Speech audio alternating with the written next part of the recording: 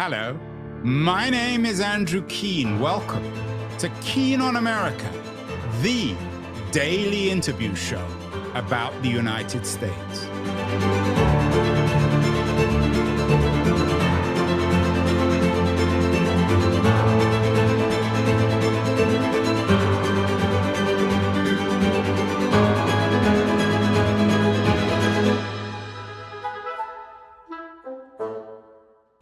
Hello, everybody. Earlier this month, we did a show with one of America's most distinguished historians of modern Japan, James M. Scott. He has a new book out. He's a Pulitzer Prize-winning author. It's a book about Truman Hirohito and the decision to drop 2 atomic weapons on Japan at the end of the war. Some of you may also be familiar with Scott's book before Empires of Ashes, Black Snow, about the firebombing of Japan, a bombing which actually caused more damage and more death than even the nuclear weapons. And that is the area that begins our conversation today. My guest is David Baerwald. He has a highly autobiographical novel out. It's called The Fire Agent, and it begins just after the war in Tokyo. David is joining us not from Tokyo, but from Kingston, New York. David, the book came out a couple of months ago. It's already a big hit. Take us back to Japan just after the end of the war, and why and how this begins this highly autobiographical novel, The Fire Agent. Well, I had discovered some papers of my grandfather's, oddly enough, during another fire in Los Angeles, in an old family home. And in these papers was a speech that I found that my grandfather had given as an instructor at the American Intelligence School in San Francisco. And in the speech was from 1943, and the fire bombings, of course, didn't happen until March 1945. And I learned through that speech that he was very deeply involved in the planning of that event, or at least privy to the details of it. And it was shocking to me, because what I had known of him was how much he loved Japan and how much he hated seeing what happened to Japan. And so I didn't understand how that could be. And that just, it started a question that I needed to find the answers to. It became an obsession. David, was your grandfather a persona non grata in some ways in the family? Did your father, it's a remarkable story. Your father, who was a scholar at UCLA, a professor emeritus, there's even a scholarship now in his name, studying Japan. What was your father's attitude to his father, and what did he tell you when you were growing up about your father, about his father? It never really came up much. When it did, he said that your grandfather he was a violinist and loved Japan, and was an inks seller, or not inks, but dyes. And one of the things that I learned was that dye stuff is actually sort of slang for organic chemistry. So it was all of it.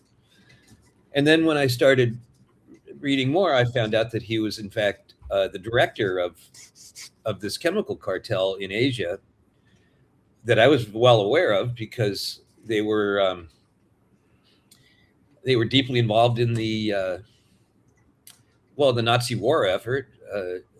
They supplied basically anything scientific to IG Farben, and IG Farben, did things like built a work camp at Auschwitz, and they were essential to the Hitler war effort. So that was another thing that I had. So the mystery deepens, David. Yeah. So you had this grandfather who was somehow associated with I.G. Farben. Well, he was the Asia director of this whole He was cartel. the Asian director, a Jewish man, a Jewish German, who was the Asian director of I.G. Farben, who, of course, provided the gas for the Holocaust. So what did you make of that? Did you scratch your head? Well, it was something that I had to investigate, obviously. It was an upending. That particular document, where I learned about the directorship, was a memoir written by the father of my godfather, who was very good friends with Ernst, my grandfather, and Oli, his son, was my father's best friend in Japan, and remained so until both of their deaths.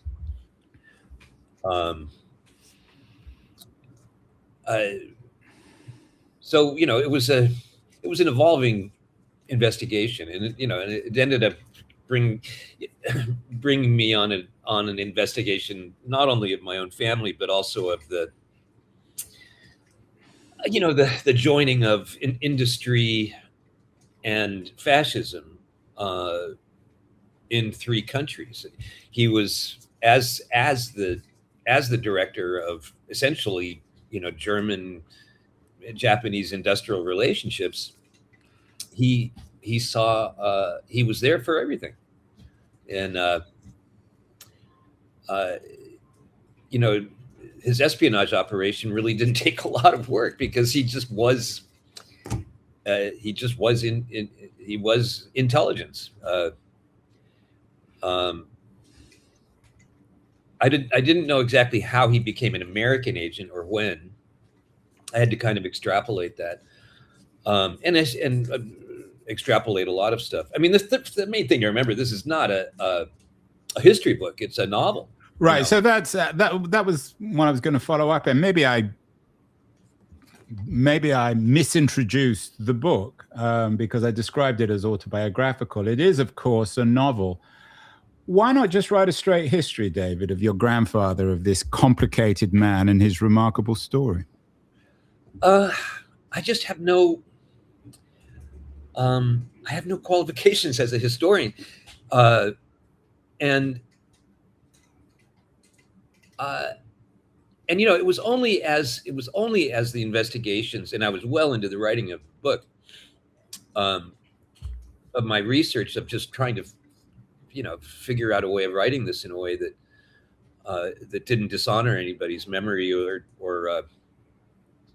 anybody valuable, anybody worthwhile. But I didn't want to do that. I'm a songwriter, I'm a right, and that's what I wanted to throw in, just to add a little bit more complexity. Your first career is as a musician, songwriter. You very, very successful, many hits, many associations with incredibly well-known musicians. So you came to this not either as a full-time writer or as a historian of Japan and wartime Japan, but as a musician. Did that help or hinder, David? Oh, I mean, to me, it was essential. I mean, the lessons I've learned as a songwriter and as a composer, and I don't think if I hadn't had those, I would have even dared to begin. I mean, I'm not, I am a musician, but really what I've primarily done, well, I mean, I've done both, but I think probably what I'm best at is lyrics, at which I'm reliable and extremely fast. And that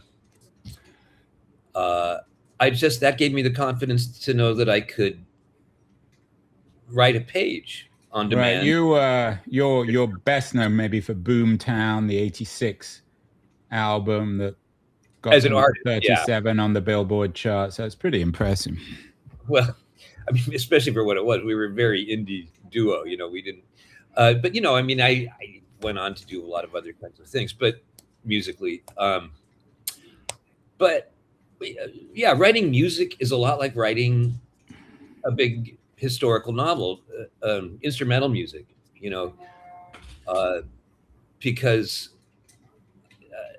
because you have to keep track of all these different characters, much like you have to keep track of an orchestra. You know what I mean? Particularly if you're writing it electronically. Um, you have to make sure that instruments don't play what they can't play, and all this kinds of stuff. And so I was used to thinking of multiple characters all the time interacting with one another and affecting one another, just as a musician, as a songwriter, as a lyricist, particularly,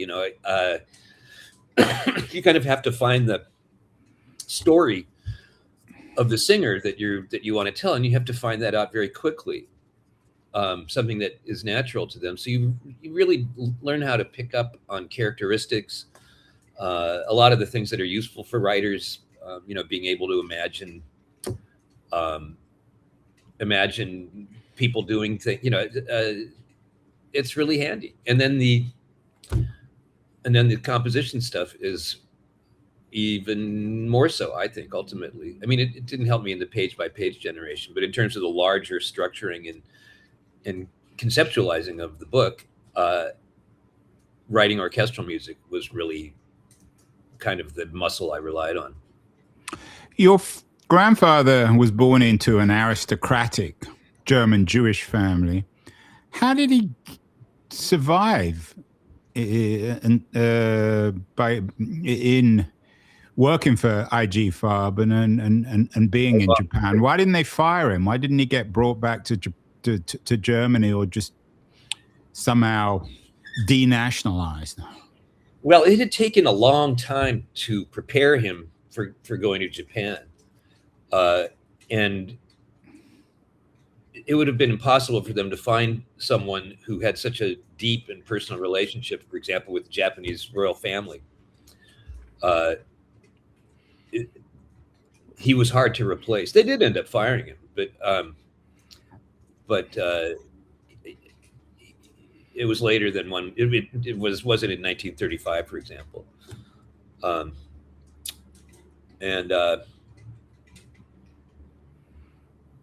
Yeah, so I don't know. Well, he's certainly a survivor, which if he hadn't survived, of course, you wouldn't be around. And how complicit, if that's the right word, was he in terms of all his espionage in the bombing of Japan? I mean, he made this deal with the US government. He became a spy of a type, I guess, although given his background in Germany, it was understandable. He wasn't exactly going to be sympathetic to the German war effort. How important was his information in this firebombing of Japan? Well, I think they probably could have done it without him. And I don't know exactly what it was that he gave them. I do know that he was deeply involved in the building of the Tokyo natural gas distribution system, which they had built after the Kanto earthquake, which had destroyed the first iteration of that, and so he had extremely detailed knowledge of exactly where all the depots and fuel storages and pumping stations and all this kind of stuff were. I don't know exactly. All of those records are gone. I have no idea what his actual job was on the firebombing. I just know that he knew everything about it a year and a half before it happened. And he was a dual enemy alien. He was a German. He was a German who'd spent most of his life in Japan. He'd been a German agent in Japan. So it was strange to me how he could find himself in such a trusted position. And there was a lot of supposition here. It is not a history book. It's a deeply informed novel, but it's not a history book. Are there records in DC? Did you look at least for files with your grandfather's name on it? Oh, sure. Yeah. I mean, I found his OSS box, and I contacted, which was nearly empty, and I contacted the OSS Society, which And the OSS, of course, was the organization that existed before the CIA. Exactly. They were the ones that ran the intelligence school, and they were extremely hostile to him. I mean, they said, "Oh, they'll look into it," and then they came back to me and said, "Oh, he was a commie." He was never entirely trusted, I don't think, and I think he did end up, alienating his American employers. But again, I mean, his life is so shrouded in mystery, and the scraps of information I've been able to gather are just very strange. I mean, I don't know how, for example, he got so close with the Japanese imperial family, but he was. I mean, he was sort of a mentor to Crown Prince Takamatsu.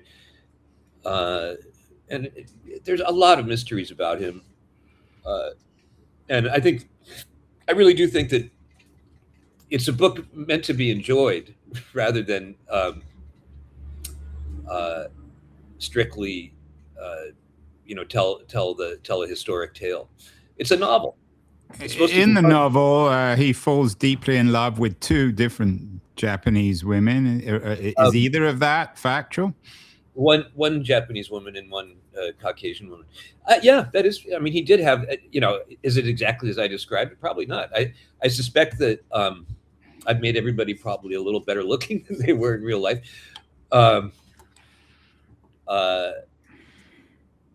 But yeah, he had a long-standing relationship with a Japanese woman, and he had my grandmother, who was not Japanese. When did your father die? 2010. Could you have written this book while he was still alive, David? Oh, it would have been a lot easier. I doubt if he would have wanted me to. I mean, I don't know, actually. Why wouldn't he have wanted you to have written this book? Maybe he would have. To be honest, I didn't really know him very well either.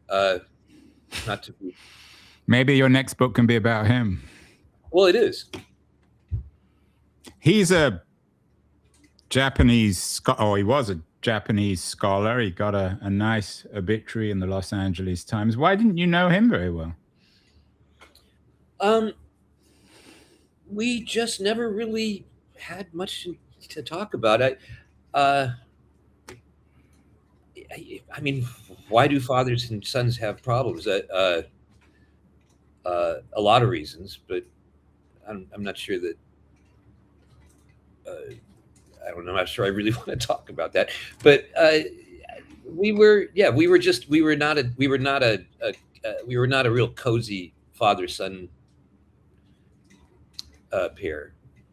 Your father was a scholar of Japan, and he, as I said, he wrote a number of books on it. He had his own. He has his own fellowship now, in his name at least, at UCLA. What was his attitude to the war, to Japan, to the morality or immorality of the firebombing and the nuclear bombing of Japan? Did he have a moral take on it, or did he just treat it as inevitable and unavoidable? Well, he was scheduled to be part of the invading army that was potentially going to invade the Japanese mainland. So when the atomic bombs fell, he felt an enormous amount of personal relief. And I think he held that position. All his life. I have a slightly different. There's a historian named Gar Abramovich who really did a deep dive into Truman's records and into the Air Force's records, and I question the necessity of it. I think that a lot of the nuclear bombing was really more to send a message to the Soviets than anything else. But the Tokyo firebombing was an atrocity of unspeakable terms.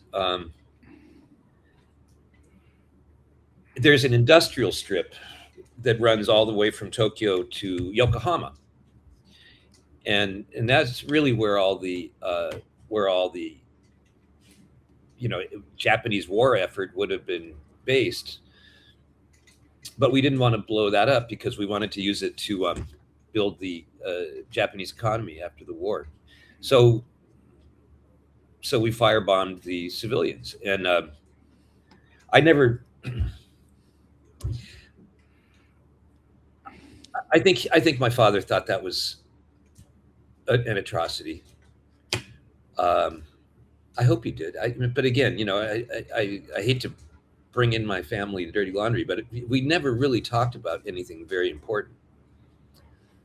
How did the research and writing of this book, this novel, which is built around at least or inspired by your grandfather, how did it change your view of the war, of the American involvement, and of the bombing of Japan?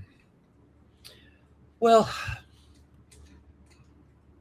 to be honest, I really believe that Japan, like Germany, like Italy, and unfortunately, later on, like the US, was hijacked, propagandized, threatened, drugged, surveilled, and were destroyed as a result.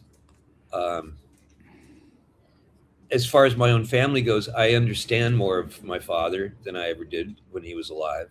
I've forgiven him a lot. I think he had a very difficult life that I never really quite sympathized with. But there's a tremendous weight of tragedy around all of this for me, and which maybe also is why I wanted to do it as a novel, so I could have some jokes and some sex and stuff, Did you?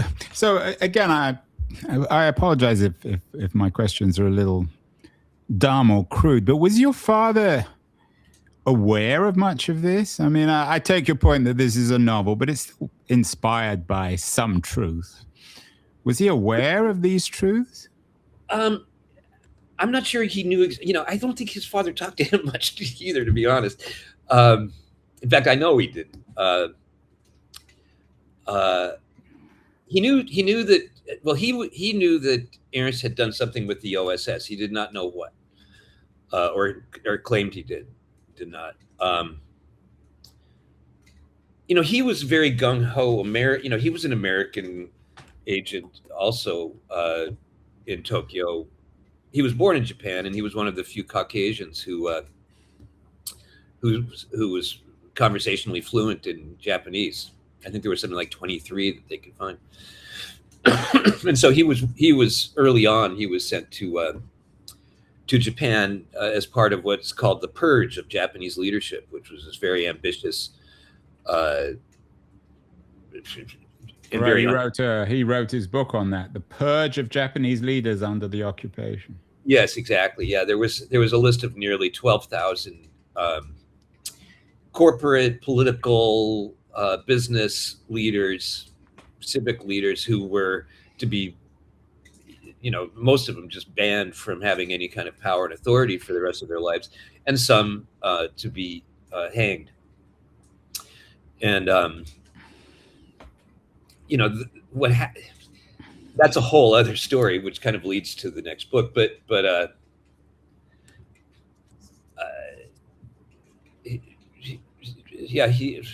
I'm sorry, what was your question again? Well, let me revise the question or talk more broadly about Japan. My generation, you and I have similar ages, and certainly our kids' generation, are lovers of Japan, Japanese food, Japanese culture, Japanese movies. We all love going there. I'm sure you've spent some time there too, certainly probably to research this book. Well, I grew up, I spent a good part of my early childhood there. So right. Yeah. Was your grandfather and certainly your father, were they admirers of Japanese culture? Did they love the place? Oh, very much so. My father always, and I think that was one of the roots of his sort of unhappiness, was that he couldn't live there for whatever reason. But yeah, no, he loved it. I mean, I do too. You know, I mean, I'm always inspired by you know, Japanese art, culture, and Japanese literature. Japanese, you know, I even like Japanese music, which surprises a lot of my friends. Uh, Both he and his father were deep, deep lovers of Japan. But you know, they were also deeply anti-fascist, and Japan. You know, in Ayers' speech that I have, at one point he says, you know, the Japanese people have, for whatever reason, you know, fallen into the thrall of monsters and become monsters themselves, and and this has to be stopped.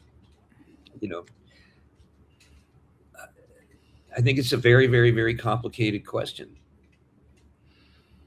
As complicated or more complicated or less complicated than what happens in Germany? I don't know that there's a competition. I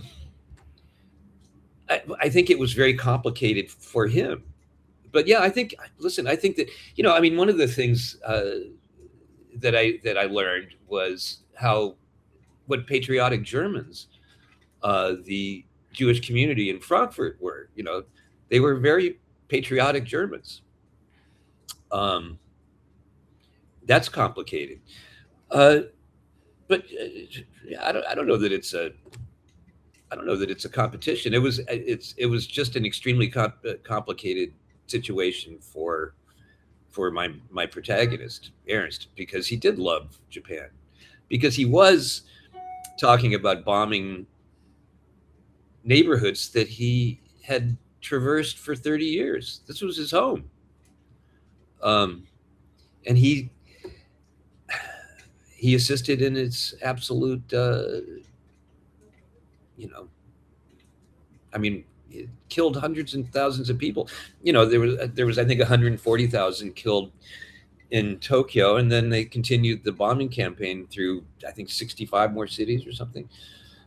So it was a tremendously destructive attack on civilian populations.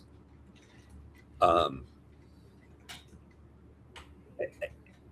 and I don't believe that it was entirely strategically necessary, shall we say?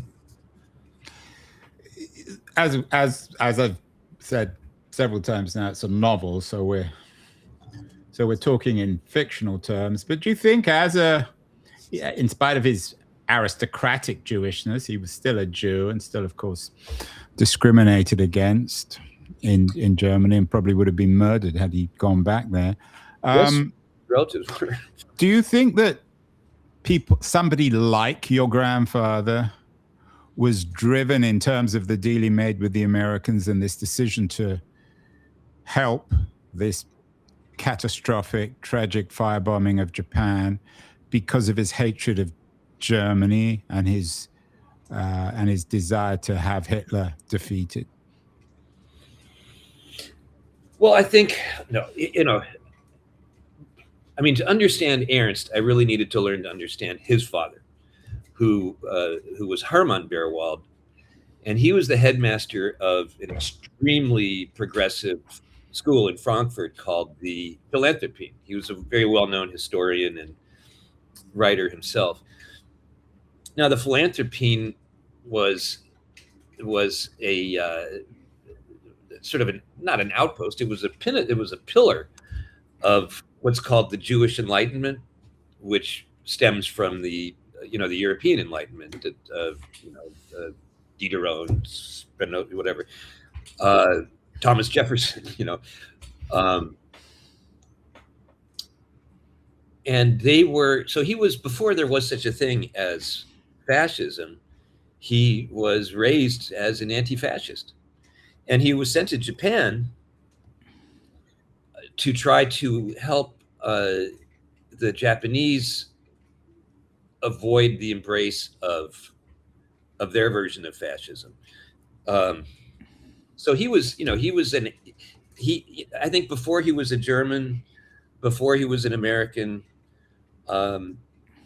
before he was a lover of Japan, he was a hater of tyranny and authoritarianism and totalitarianism.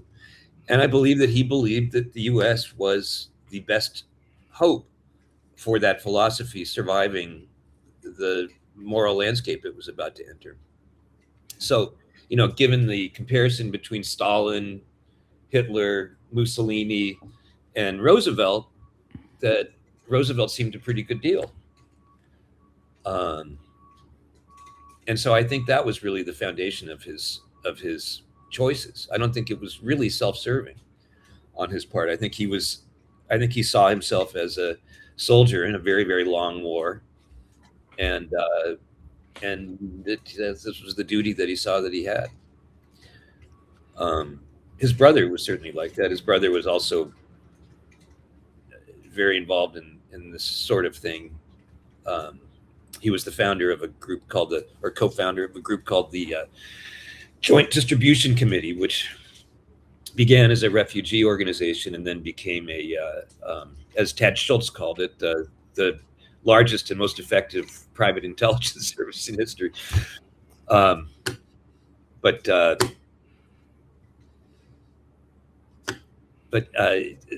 I don't believe that he was one of these sort of hustling adventurer types. I think categorizing him as an aristocratic Jew, I don't think that there really were Jewish aristocrats in Germany. Well, maybe Jews who thought of themselves as aristocrats, or certainly upper class Jews. Well, they were certainly that, yeah. David, you've mentioned that you didn't have much of a relationship with your father, just as your father didn't have much of a relationship with his grandfather, but with his father, yeah. With his father. You're a musician, or much of your career is as a musician. Now you're also a writer. The tradition, of course, of musicality is deeply rooted in Germany, probably alongside the Enlightenment. Germany contributed more to musical history of the world than any country. Do you feel as a musician in a kind of odd way that you're continuing that tradition? Many of, certainly German Jewish composers, lyricists, they all came to Los Angeles where you grew up. Yeah. Oh, I've always been fascinated by that period. There was a little breakfast joint on the Pacific Coast Highway that my friends and I used to meet in the morning to go surfing. That was our sort of meeting place. And in the 30s and 40s, it had been there forever. And in the 30s and 40s, and I think up to the mid 50s, it had been a hangout for not only the first wave of Hawaiian surfers like Duke Kahanamoku, but also people like Bertolt Brecht and Stravinsky. And it was this neighborhood in Santa Monica that all these people lived in. Thomas Mann lived there. And I mean, I've always been fascinated by that as a milieu. Yeah, I mean, imagine showing up on the beach to surf and you find Thomas Mann and Stravinsky and Bertolt Brecht there. Yeah, I mean, it was quite a little area. I mean, James Dean later lived on the same street. It was that kind of a place. So, and also my favorite, as a lyricist, my favorite lyricist was always Bertolt Brecht. Although I couldn't never afford to tell anybody that, but why? Because your father was so conservative? No, just because in Los Angeles, if you talk about you want to write songs like Bertolt Brecht, they lock you up in a padded room. So I had to keep that to myself. But no, my father really was not a conservative in the way that one would think of a conservative. He was. He was a political scientist. He was a political scientist who got his initial education in the intelligence trade, and then later developed a much sort of deeper understanding. I mean, he was still, he was more conservative than I was. Do you think he fled the complexity of certainly of his father's life and his background by escaping into social science, political science that claimed to have all the answers. In retrospect, it probably didn't. No, no. He lost his security clearance because he was not sufficiently pro Chiang Kai-shek and not as hard on Chinese communism as his bosses would have liked. So he was tagged as a communist during the McCarthy era and lost his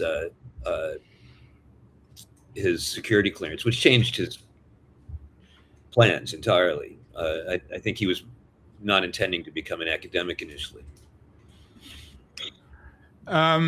James Scott told me that his new book is going to be translated into Japanese and maybe next year, and he might come back on the show and discuss how the book went down there. I'm guessing that certainly if the rights to The Fire Agent haven't been bought in Japanese, they will do.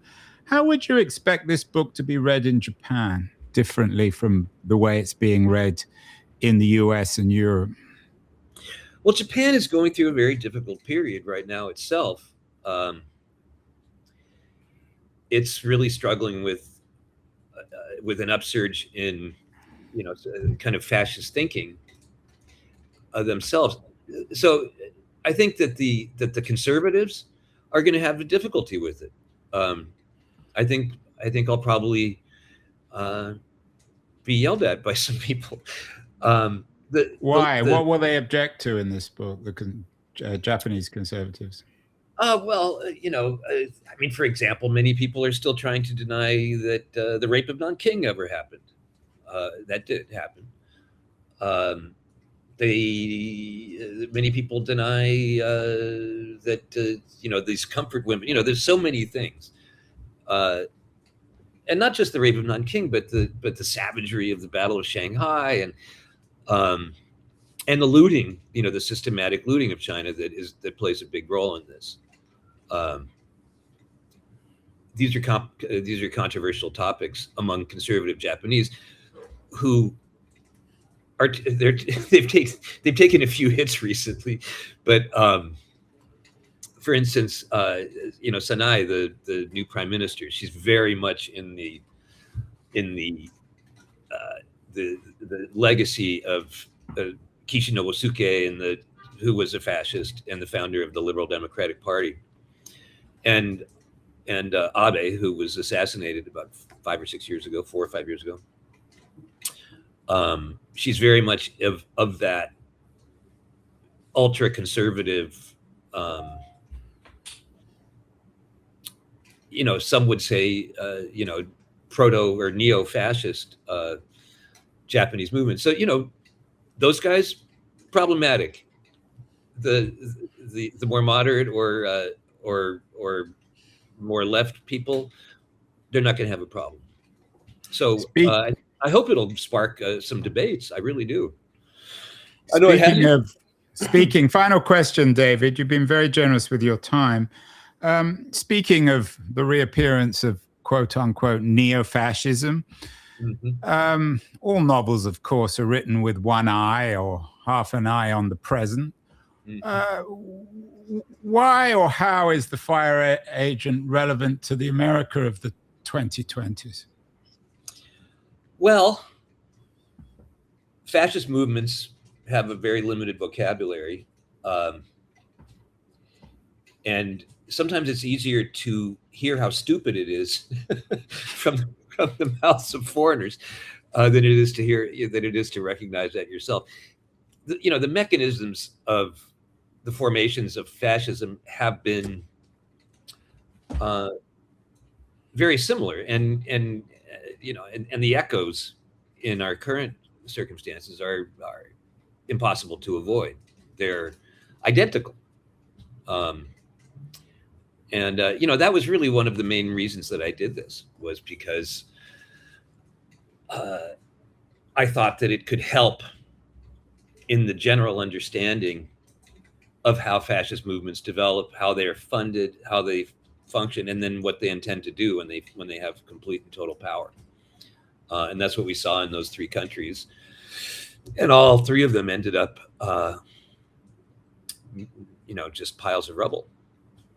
And and the end of that war and the beginning of the Cold War created the landscape that we're now occupying. So it has everything to do with it. It's, when I started writing it, it was not so easy to say, hey, these people are actually fascist. But then, Jason Stanley and Tim Snyder and, it began to be more acceptable to call it what it clearly is. And, and it was certainly one of the engines that made me so obsessed with finding the story, because, I was under a tremendous amount of dread watching all this happen, because it was so bloody repetitious. It was so bloody blatant. And, also I realized that I needed to know more about it myself before I could really talk about it authoritatively. So, I think if you're curious about how fascist movements not only start, but how they support themselves, how they comport themselves, and what they do when they finally achieve power, I think this book would probably, it seems to have, even for people who are experts in the field, brought up new information for them that helps to identify what we're actually experiencing in a way that's not as disorienting as it can be. Yeah, the Fire Agent, a novel, definitely does it in prose rather than music. Final question, David. Given your musical background, what does neo-fascism sound like? What is the music of neo-fascism? Is it repetition? Is it the sound of marching feet? Is it people screaming at one another? You know what I really think it is? I think it's kitsch. And I'm probably going to pronounce his name wrong, but Milan Kundera, yes, he wrote this brilliant essay on kitsch and how imperative kitsch is for fascist systems to blossom. It's so lovely to see a child running through the field, but isn't it even more lovely that I am so moved that I have to brush a tear off my cheek? This world that believes in sanitized absurdities because the truth is so bloody awful. And